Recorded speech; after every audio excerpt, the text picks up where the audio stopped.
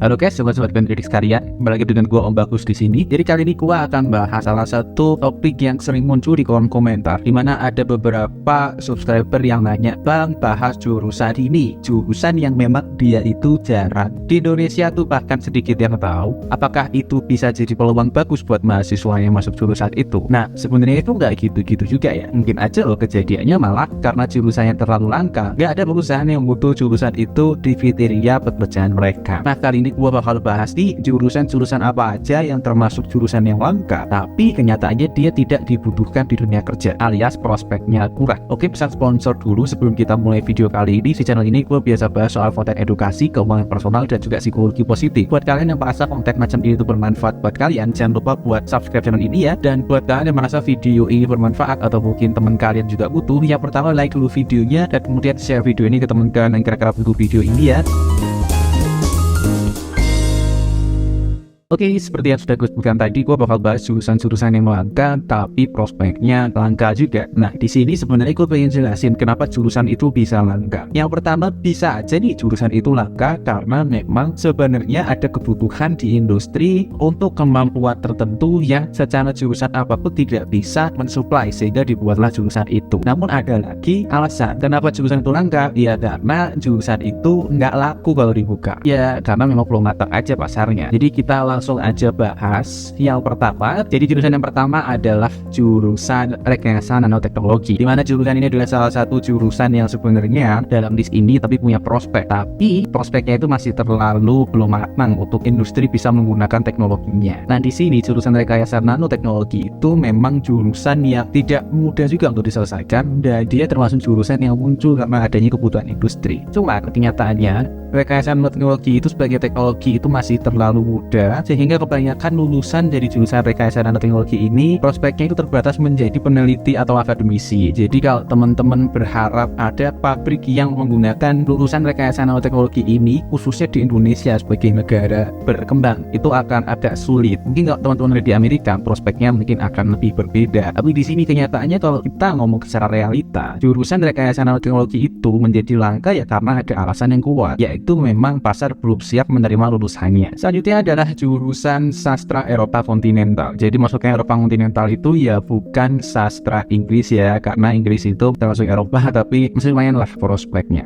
Jadi jurusan-jurusan sastra Eropa dalamnya itu masih ada sastra Prancis, masih ada sastra Belanda, masih ada juga sastra Slavia. Jadi jurusan-jurusan itu secara prospek bahasa secara karena kita bicara jurusan sastra itu adalah paling banyak mereka mempelajari linguistik, jurusan-jurusan itu akan sangat tergantung dengan penetrasi bahasa dari originator sastra yang dia pelajari. Jadi istilahnya teman-teman yang ambil fokus di sastra bahasa Jepang itu akan lebih mending timbang teman-teman yang belajar di fokus sastra Slavia misalnya. Jepang itu secara perusahaan dia sudah cukup major, sudah cukup besar ya di negara kita, sudah banyak perusahaan-perusahaan yang memang originnya itu dari Jepang, dan mereka akan membutuhkan lulusan sastra Jepang untuk istilahnya minimal menjadi administrator, bisa menjadi interpreter, dan disitulah memang terbuktinya berapa besar sih sebenarnya penetrasi bangsa tertentu bisa mempengaruhi prospek lulusan sastra-sastra yang ada di Indonesia ini. Nah, kalau sastra Eropa kontinental ini, kalau kita ngomong Jerman memang bagus, secara ekonomi dia sangat besar, tapi dia tidak memiliki penetrasi yang kuat di Indonesia karena secara otomotif masih dikuasai Jepang. Apalagi kalau kita bicara sastra Prancis, sastra Belanda, sastra Slavia, keberadaan ekonomi mereka itu tidak besar di Indonesia, sehingga kalau teman-teman ingin memiliki pemahaman ya bahasa tertentu, lebih baik teman-teman belajar saja. Karena kalau teman-teman kuliah 4 tahun itu emang agak sulit ya, karena teman-teman belajar 4 tahun, umur berkurang, tapi kompetensi khusus teman-teman itu tidak terlalu fit in dengan job market yang ada. Nah, selanjutnya adalah jurusan astronomi atau bahasa Indonesianya sains keplanetan. Jadi astrofisika, astronomi itu merupakan salah satu jurusan yang menurutku itu sangat keren, dimana kita masih bingung di bumi ini, tapi mereka sudah memikirkan possibility untuk adanya kehidupan di konstelasi luar sana. Nah, di sini memang sih fokus astronomi itu tidak hanya sebatas itu, tapi seluas-luasnya astronomi. Kalau kita bicara prospek pekerjaan sebenarnya itu cukup sulit juga kalau kita ngomong lapangan pekerjaan yang menyediakan kebutuhan khusus untuk lulusan astronomi, karena yang namanya astronomi sendiri kan secara kampus yang menyediakan itu sedikit, karena ya memang agak sulit untuk setiap setiap kampus bisa mendirikan jurusan astronomi. Yang paling besar kan adanya di ITB dan juga ITERA. Itu alasannya karena ITERA adalah partnernya ITB, dan ITB sendirilah yang punya FOSHA. Nah, di situ membuat teman-teman bisa membayangkan sih sebenarnya kalau teman-teman bekerja itu ya idealnya adalah bekerja di FOSHA itu. Kalau bisa menjadi PNS ya. Opsi lain dia bekerja di lapan, di pemerintah. Tapi kan kalau kita ngomong sebenarnya secara prospek juga nggak semua orang lulusan astronomi ini bisa bekerja menjadi PNS, karena lulusannya juga belum tentu berbanding lurus dengan formasi PNS dari tahun ke tahun. Formasinya nggak mungkin minta secara khusus lulusan ilmu astronomi.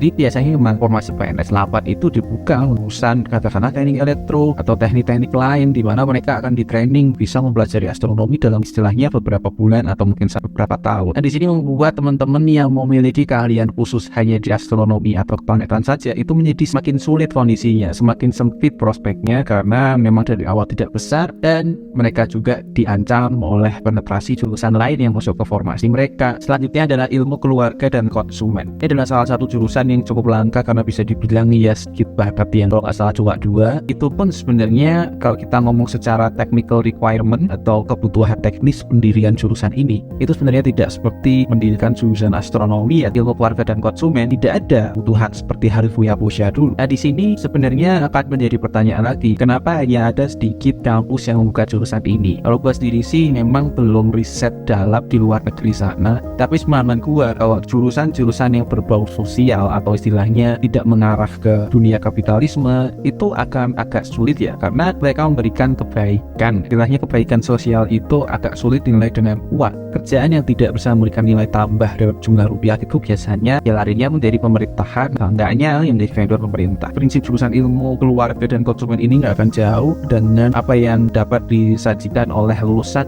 kesejahteraan sosial atau lulusan sosiologi. Nah, di sini jurusan-jurusan yang saya sebutkan tadi itu memiliki pengangguran yang memang cukup memprihatinkan. Kalau memang jurusan ini karena sifatnya adalah sebenarnya keilmuan atau istilahnya non profesi, non pendidikan, mereka ini tentu saja akan tidak beda jauh sama katakanlah ilmu sosial atau ilmu kesejahteraan masyarakat. Itu membuat cukup yakin jurusan ini itu tidak dibuka di jurusan lain karena peminatnya itu tidak besar, dan di dunia kerja juga belum ada banyak formasi yang mempersyaratkan jurusan ini. Nah, terakhir adalah jurusan meteorologi atau sains atmosfer, di mana untuk jurusan meteorologi ini memang lebih umum ditemui ketimbang jurusan astronomi. Lebih banyak kelas kampus-kampus yang bisa menyediakan jurusan meteorologi ini karena nggak ada prasyarat mereka itu harus punya FOSHA gitu ya. Di sini memang meteorologi ini kalau kita ngomong secara keilmuan itu ada subjurusan atau jurusan-jurusan yang sifatnya meteorologi tanaman. Tapi sekali lagi, ilmu meteorologi itu bukan ilmu yang mudah dipelajari, tapi juga bukan ilmu yang mudah diserap di dunia kerja. Di sini teman-teman juga harus memahami ya, yang namanya mempelajari atmosfer itu bukanlah salah satu fokus yang dilakukan oleh para pelaku industri ekonomi. Biasanya mereka hanya membeli ya data-data dari institusi-institusi yang fokus dalam pembelajaran atau fokus dalam mengkaji atmosfer dan cuaca. Jadi teman-teman meteorologi ini kebanyakan akan kerja di institusi-institusi itu, dan kalau di Indonesia besar teman-teman hanya akan menemukan lowongan meteorologi ini di pemerintahan ya, di BMKG tepatnya, di mana beberapa informasi dipersyaratkan lulusan meteorologi. Biarpun sekali lagi kasusnya akan sama dengan astronomi dan lapan, ketika memang lulusan jurusan ini nggak banyak, biasanya akan dibuka untuk lulusan jurusan lain, katakanlah jurusan teknik yang cukup memiliki processing power untuk bisa mempelajari dan bisa menjalani profesi yang harusnya dialami oleh lulusan meteorologi. Oke, jadi memang agak sulit gue mengumpulkan